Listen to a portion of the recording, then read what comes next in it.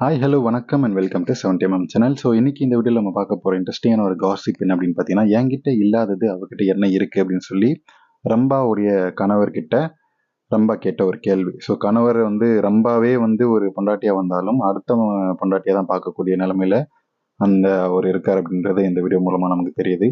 So என்ன விஷயம் அப்படின்றத நம்ம டீட்டெயிலாக இந்த வீடியோக்குள்ள போய் பார்க்கலாம். ஸோ கார்த்திக் நடிப்பில் வெளியான உள்ளத்தை அளித்தா அப்படின்ற படத்தின் மூலமாக ரசிகர்கள் மனசில் ஒரு நீங்கா இடம் பிடிச்சார் நடிகை ரம்பா அப்படின்னு சொல்லலாம்.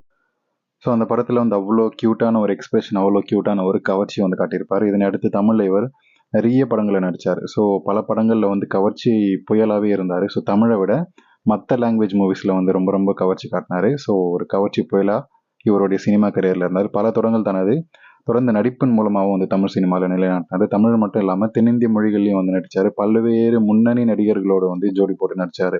ஸோ திரையுலகில் பீக்கில் இருக்கும்போது 2010ஆம் ஆண்டு இந்திரகுமார் அப்படின்ற ஒருத்தரை கல்யாணம் பண்ணிக்கிட்டார். இவர் ஒரு பிஸ்னஸ் மேன். ஸோ கல்யாணம் பண்ணிட்டு கம்ப்ளீட்டாக சினிமாவுக்கு முழுக்க போட்டு இப்போ செட்டில் ஆயிட்டாரு.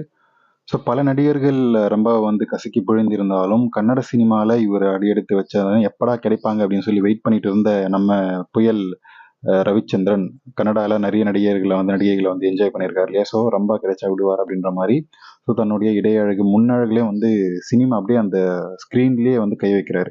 இந்த சீன்லலாம் அவருடைய முன்னழகுலேயே கை வச்சு தட்டி விட்டுருவாரு. அதுக்கப்புறம் பின்னழகுல தட்டுவார். இதெல்லாம் கரெக்டாக கேப்சர் பண்ணி அந்த ஒரு ஷார்ட்லலாம் வைப்பாங்க. அந்த அளவுக்கு இறங்கி ரொம்ப மேலே அவ்வளோ ஆசைப்பட்டு என்ஜாய் பண்ண ஒரு நடிகர்னா ரவிச்சந்திரன் சொல்லலாம் கன்னட சினிமாவில்.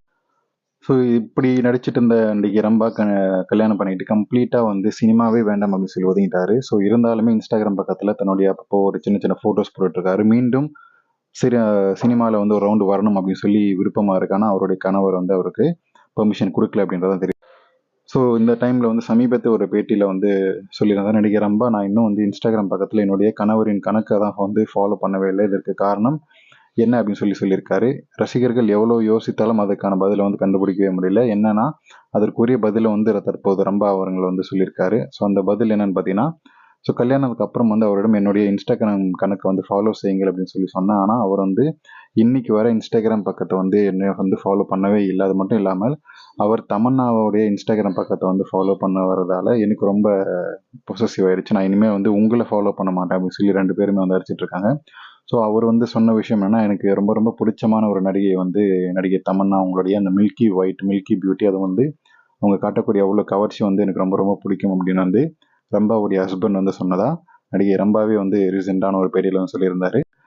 ஸோ எவ்வளோ நாள் கிட்டத்தட்ட ஒரு 5லேருந்து 8 வருஷம் தமிழ் சினிமாவோட கனவு கன்னியாக இருந்த நடிகை ரம்பாவுடைய ஹஸ்பண்டே அடுத்த நடிகையை பார்த்து கிளம்ப போயிட்டாரு. ஸோ என்ன இருந்தாலும் வயசானாலும் ரம்பா ரம்பா தானே அப்படின்றது ரசிகர்களுடைய ஏக்கமாக இருக்கு. ஸோ அது மட்டும் இல்லாமல் ரம்பாவே பொண்டாட்டியாக கிடைச்சாலும் அடுத்த பெண்களை பார்க்க போயிடுறாங்க அப்படின்னு சொல்லி பெண்கள் கமெண்ட் செக்ஷனில் அந்த ரம்பாவுடைய ஹஸ்பண்டை திட்டிட்டு இருக்காரு. ஸோ இதை பற்றி உங்களுடைய கமெண்ட்ன்றதை கமெண்ட் செக்ஷனில் மறக்காமல் சொல்லுங்கள். வீடியோ பிடிச்சிருந்தா லைக் பண்ணுங்கள், ஷேர் பண்ணுங்கள், சப்ஸ்கிரைப் பண்ணுங்கள். மறக்காமல் டிஸ்கிரிப்ஷனில் மென்ஷன் பண்ணிக்கக்கூடிய இன்ஸ்டாகிராம் அண்ட் டெலிகிராம் சேனலோட லிங்க் இருக்குது, அதை கிளிக் பண்ணி ஜாயின் பண்ணுங்கள்.